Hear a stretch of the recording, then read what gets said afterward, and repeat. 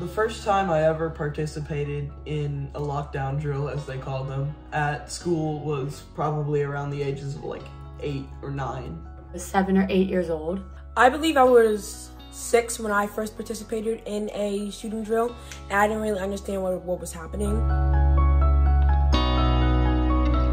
What happens is an alarm goes off throughout the school and a voice comes over the loudspeaker saying lockdown, lockdown. We would all go to a corner or on the wall of the room where we faced the window. At my school, at least, we were taught about improvisation and spreading out and getting away from the shooter versus staying in one place and like sitting and being quiet. The kids don't normally take it super seriously because of the amount we have.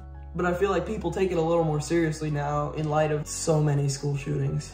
Now that I'm 11, I'm kind of nervous when I do them because they are practicing for something I really don't want to happen. I wish I could say lockdown drills help me feel safer in school and more prepared, but they really don't. I definitely feel better knowing that my school had these drills in place, but something that my friends pointed out, presumably the shooter, if they're a student or somehow associated with the school, would also be learning all of these things that we're learning. The math teacher had a bat that he kept in the closet, but as far as like weapons for the teachers go, that was about it. They did tell us a few times to like, if he ever got into the classroom, the active shooter, I mean, if he ever got in to just like hide behind a desk and throw things. But I don't think anyone would do that. I feel like fear would kind of kick in. I do think teachers should be trained to deal with shooters. Not like using guns to protect themselves, but I mean like knowing how to hide students, get students quiet, different tactics to use to not have anyone harmed. I honestly don't think teachers should be trained to fight off gunmen. And I think we need to fix our society, not making teachers able to fight them, but to make the gunmen not want to come in.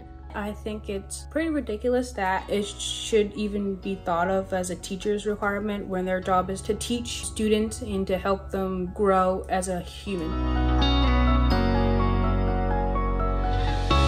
Even before the big prevalence of gun violence in our country, I did struggle with a little bit of anxiety in large places. Now with the growing threat of someone just massacring everybody that they see, it makes it a lot harder to feel safe in big, like, public spaces. Because that's just a scary thought. It does make me nervous how much gun violence is shown in the media, because it's shown so much in so many places, and I feel like it's shown closer and closer every time. As a woman, being in public seems safer than walking home alone at night or something. With gun violence, the majority of these attacks are in really crowded spaces.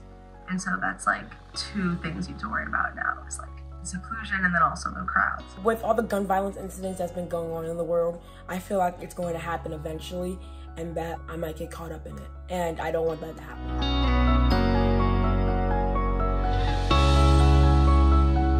I have seen a gun because of the fact that my dad's kind of a redneck and he has a ton of guns. He has taken me to shooting ranges on a few occasions. And yeah, I've fired guns. It's kind of fun. The first time I saw a gun was when I was 6 or 7 years old. And I was in the Caribbean on a small island called Anguilla. I went to stay at my uncle's villa, who was living there for the year. And my whole family were all hanging out in the living room on a nice evening. And the weather was great, so we had left the front door open. And the next thing we knew, 2 men with guns came in and were robbing the house. And they were pointing guns at my mom, my aunt. I was so small, I don't really remember them pointing it at me. It wasn't too long, they came in. I think they were startled by the amount of people in the house because they grabbed things as quickly as they could before they left. This was really the only time I've ever had a close encounter with guns, but it definitely instilled a fear in me.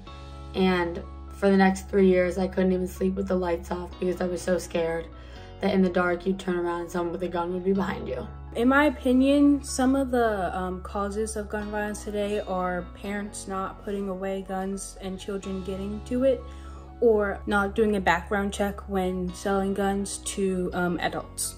I think these shootings keep happening because people don't know how to deal with their anger, and they just let it out in bad ways. Make it harder to get a gun. When are you ever gonna use an assault rifle in a home invasion? You're gonna turn your walls into Swiss cheese. increase the restrictions on accessing guns and make it harder for people to access guns. I also think it's just important to continue to work on mental health. I think today, oftentimes when someone says, I'm going to a therapist, or I feel like I have depression, it's looked down upon that you have a therapist. If I said I had an ankle injury and I'm going to the doctor, I feel like it would get more respect than saying I'm going to a therapist. And I think we need to give mental injuries the same respect as physical injuries. I think that everybody who owns a gun should have to be educated on it and its use. Even if you are over 21, there should be a test or a class you have to take on gun safety, just in case something does happen. One way to reduce gun violence is like prohibiting guns in certain areas and cops only using them if they really need to, because they sometimes use unnecessary force, and because cops do it, people think that they can do it, and cops need to set a better example for the future. 21 mass shootings. Oh, God. Too many to count and too many to be acceptable. I want to say, like, in the low 20s, like 23, 24. Thousands, like 10,000 at least. 1,500.